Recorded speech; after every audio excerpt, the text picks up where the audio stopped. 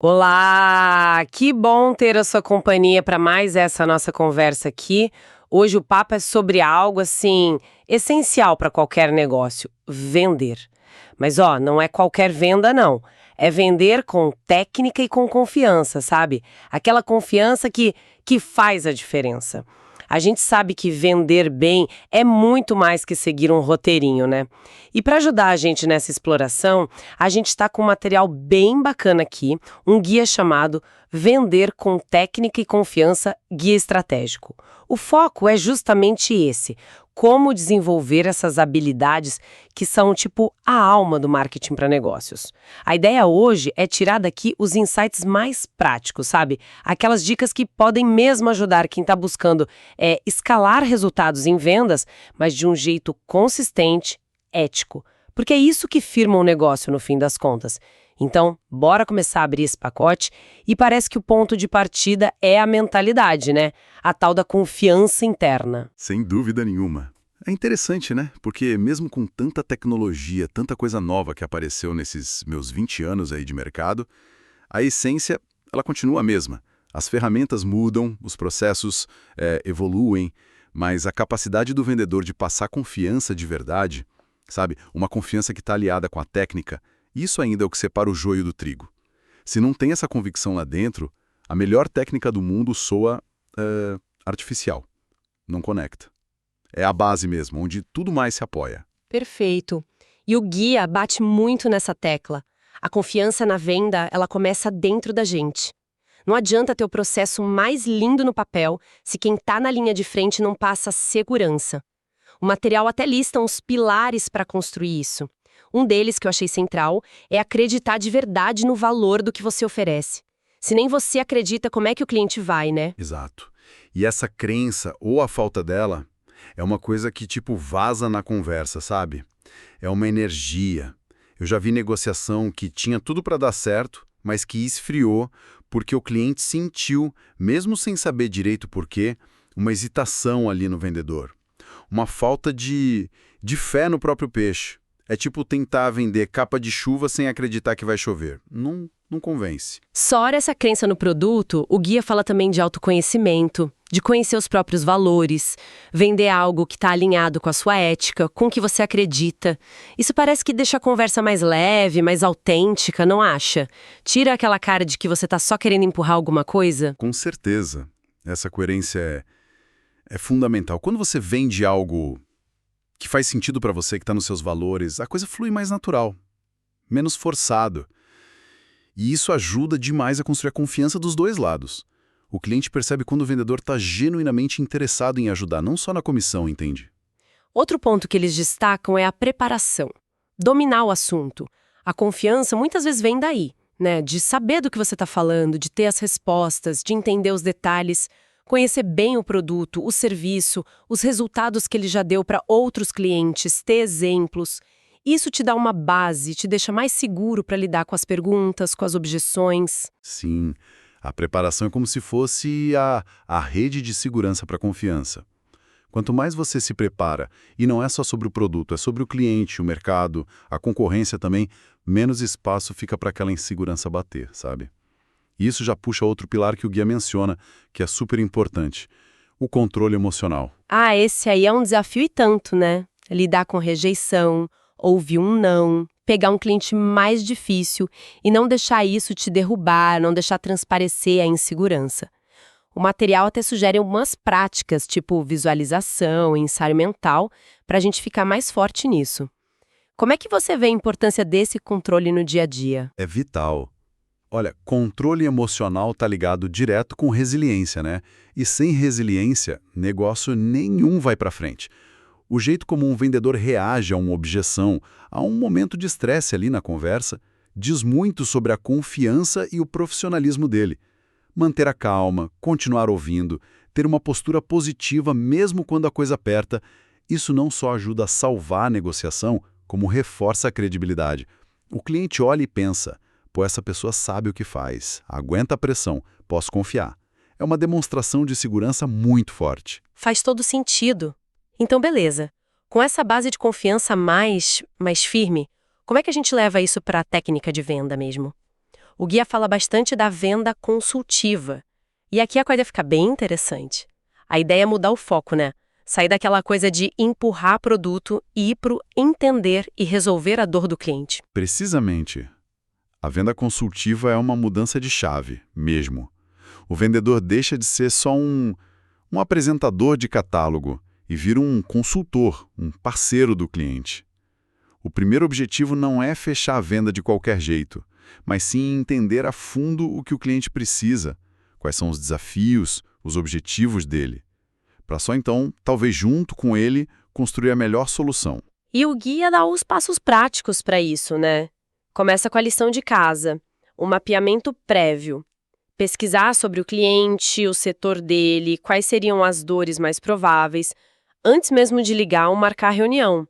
Isso já direciona bem a conversa, imagino. Fundamental. Chegar para conversar já sabendo o mínimo sobre o mundo daquele cliente.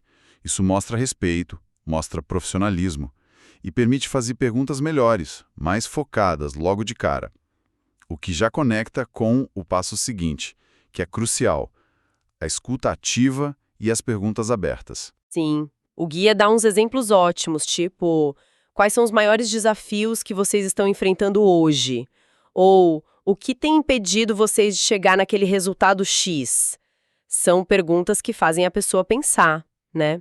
E que trazem à tona informações que, às vezes, nem o próprio cliente tinha organizado na cabeça. É mais que só ouvir, é entender o que está por trás das palavras, a emoção. Exatamente. Escuta ativa talvez seja a habilidade mais subestimada e, ao mesmo tempo, a mais poderosa na venda consultiva.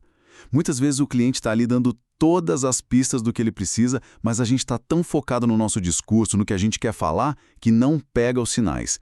Eu lembro de uma vez, a gente estava propondo uma solução bem complexa e o negócio não andava. Aí eu parei tudo e perguntei simples: olha, de tudo isso que a gente conversou, o que mais te preocupa?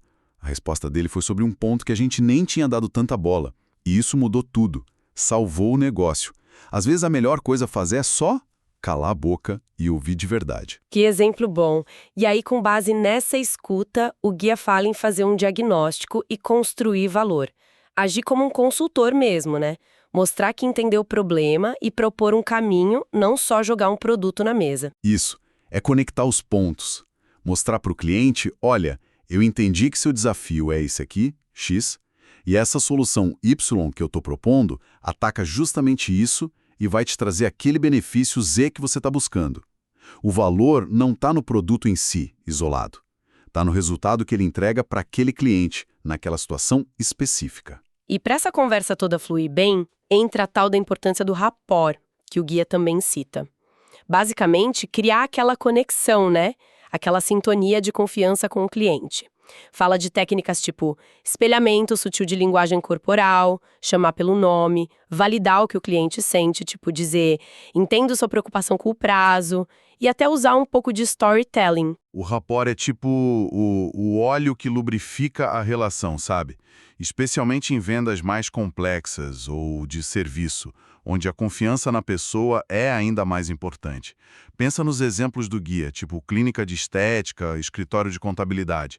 O cliente está entregando algo muito pessoal ali, a aparência, a saúde financeira na mão do profissional. Sem essa conexão, sem sentir que tem alguém ali genuinamente preocupado do outro lado, fica difícil a venda rolar. A venda consultiva, por natureza, quer construir essa parceria a longo prazo, né? E o rapport é a base disso. Entendi. Cola o diagnóstico no jeito e o rapport criado, o próximo passo seria a proposta personalizada. Fugir do genérico e focar no que foi descoberto para aquele cliente. E depois, claro, lidar com as objeções. Mas não como briga, né? Mas como uma chance de conversar mais. O guia até sugere perguntas tipo: o que te impede de seguir em frente agora? Para entender o que está pegando. Exato. Uma objeção, na maioria das vezes, não é um não final. É mais um me explica melhor isso aqui, ou um não estou seguro ainda. Se você encara com curiosidade, tipo, me conta um pouco mais sobre essa preocupação. Em vez de ficar na defensiva, você abre a porta para esclarecer as coisas e reforçar o valor do que você está oferecendo. E por último, fechamento, que o guia sugere que seja elegante, né? Guiar a decisão sem parecer que está pressionando demais. Ele até alerta para ter cuidado com umas frases muito diretas, tipo, o que falta pra gente fechar agora? Pode funcionar às vezes, mas tem que ter sensibilidade para não soar agressivo. O fechamento na venda consultiva, quando bem feita, acaba sendo quase uma consequência natural do processo todo. Se o diagnóstico foi certeiro, se o valor ficou claro, se as objeções foram bem resolvidas.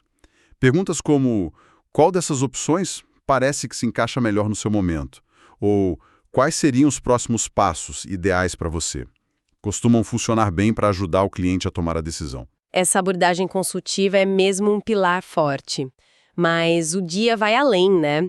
Ele também traz umas técnicas mais pontuais para, digamos, turbinar a performance, desde que usadas com juízo.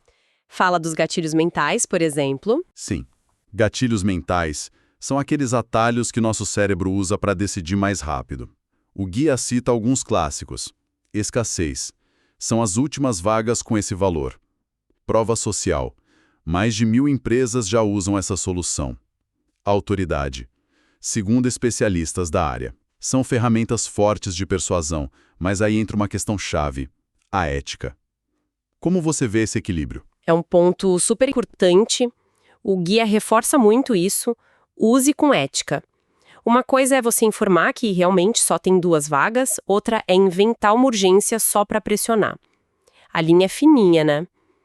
Mas acho que a transparência é o caminho para usar isso de forma íntegra. Para fortalecer a confiança, não para quebrar. O que acontece quando essa linha é cruzada? As consequências podem ser bem ruins. E para longo prazo, usar gatilho de forma manipuladora pode até funcionar para fechar uma venda ali na hora, mas destrói a confiança. Cliente que se sente enganado não volta e, pior, vira um detrator da sua marca. A reputação, que a gente leva anos para construir, pode ir para o ralo rapidinho. A ética na venda não é só fazer o certo, é a estratégia mais inteligente no fim das contas. Bem colocado. Além dos gatilhos, o guia menciona a técnica AIDA: atenção, interesse, desejo, ação. Aquele fluxo clássico para organizar a comunicação, né? Chamar atenção, despertar o interesse, criar o desejo pela solução e, no final, deixar claro qual é o próximo passo: a ação. É um framework bom para organizar as ideias, né? Para garantir que você está passando por todas as etapas importantes para levar o cliente a considerar o que você tem a oferecer. E também fala do follow-up estratégico. Aquela arte de manter o contato depois da conversa inicial, mas sem ser chato, sem ser inconveniente, mandar um material que complementa a conversa, checar se ficou alguma dúvida. Muitas vendas se perdem aí, né? Na falta de um acompanhamento bem feito. Sem dúvida. O follow-up é onde a persistência encontra a inteligência, eu diria. Não é ligar todo dia perguntando: e aí, já decidiu? É continuar agregando valor, se manter presente na cabeça do cliente de um jeito útil. Um bom CRM ajuda a organizar isso, claro, mas a estratégia por trás do contato é que faz a diferença real. E o legal é que o guia reforça que, apesar desses princípios serem meio universais, a aplicação tem que ser adaptada. Ele até dá exemplos práticos mostrando como aquelas 12 estratégias que ele detalha, desde a confiança até o fechamento, seriam aplicadas de um jeito numa clínica de estética, focando mais em autoestima, resultado visível, e de outro jeito num escritório de contabilidade, focando mais em segurança, otimização financeira. A base é a mesma, mas a roupa muda. Essa capacidade de adaptação é crucial. O que funciona para vender um software para outra empresa talvez não funcione para vender um tratamento estético para uma pessoa. Entender o contexto do cliente, a linguagem daquele setor, as dores específicas, tudo isso vai dizer como aplicar as técnicas do jeito certo. Vender não é seguir receita de bolo, é mais como cozinhar. Você tem os ingredientes, que são as técnicas, e os princípios, tipo confiança, foco no cliente, mas tem que saber ajustar o tempero e o jeito de fazer para cada prato. Adorei a analogia. E como é que a gente junta tudo isso no dia a dia? Como faz essa liga entre a confiança interna e usar as técnicas de um jeito que funcione? O guia sugere estudar sempre, treinar, fazer simulações, mas principalmente ter essa capacidade de adaptar, não só decorar para não ficar aquela coisa robótica. E claro, aprender com cada venda, cada não. Fazer aquela autoanálise. Exato. A maestria em vendas vem daí. Estudo constante para refinar a técnica, prática deliberada para ganhar fluência e essa autoconsciência para sacar o que está funcionando, o que não está e por quê. E aí entra a importância de medir, de ajustar, olhar a taxa de conversão, entender por que perdeu uma venda, ouvir o feedback do cliente. São dados muito ricos para melhorar sempre. Isso até levanta uma questão importante, né? A necessidade de estar sempre evoluindo. O mercado muda, o cliente muda, o vendedor que para no tempo, que não testa coisa nova, fica para trás. Ou seja, a técnica dá estrutura, as ferramentas para a confiança poder se manifestar de um jeito eficaz. E a confiança dá autenticidade, a credibilidade, para a técnica não parecer vazia. Uma coisa não substitui a outra, elas andam juntas. Perfeitamente. Técnica sem confiança soa oca, mecânica. E confiança sem técnica, pode até gerar umas vendas ali na base do carisma, mas dificilmente vai ser algo escalável consistente. A performance que se sustenta de verdade nasce dessa união aí. Então, o que tudo isso quer dizer no fim das contas? Se a gente fosse resumir a essência do que a gente explorou hoje com base nesse guia. Primeiro, a base de tudo é a confiança que vem de dentro, e ela se constrói com acreditar no que você vende, se conhecer, se preparar bem e ter controle emocional. Segundo, a abordagem tem que ser consultiva, com o cliente no centro. Usar a escuta ativa, fazer perguntas boas para entender a dor e construir valor de verdade, sempre cuidando do rapport. Terceiro, técnicas pontuais, tipo gatilhos mentais, AIDA, são úteis, mas ética e inteligência no uso, sempre. E por último, nada disso adianta sem adaptar para o contexto, sem treinar sempre e sem ter aquela mentalidade de aprender todo dia. Vender bem não é um dom, é uma habilidade que se desenvolve. A mensagem principal que fica para mim é essa: vender com técnica e confiança é um processo totalmente possível de aprender, de melhorar e que leva a resultados melhores, mais duradouros, o que é bom para quem vende e para quem compra. Exatamente. E para quem acompanhou a gente até aqui, talvez fique uma reflexão final, né? Pensando em tudo isso que a gente conversou. Qual pequena mudança de abordagem, qual técnica específica você poderia colocar em prática ainda esta semana para começar a sentir mais confiança e ter conversa de venda melhores? Às vezes é algo simples, tipo preparar 2 perguntas abertas a mais antes de ligar para um cliente importante. Ou dedicar 10 minutinhos para pesquisar um pouco mais sobre um prospect novo. Pequenos passos consistentes podem fazer uma baita diferença lá na frente. Ótima provocação para a gente pensar e agir.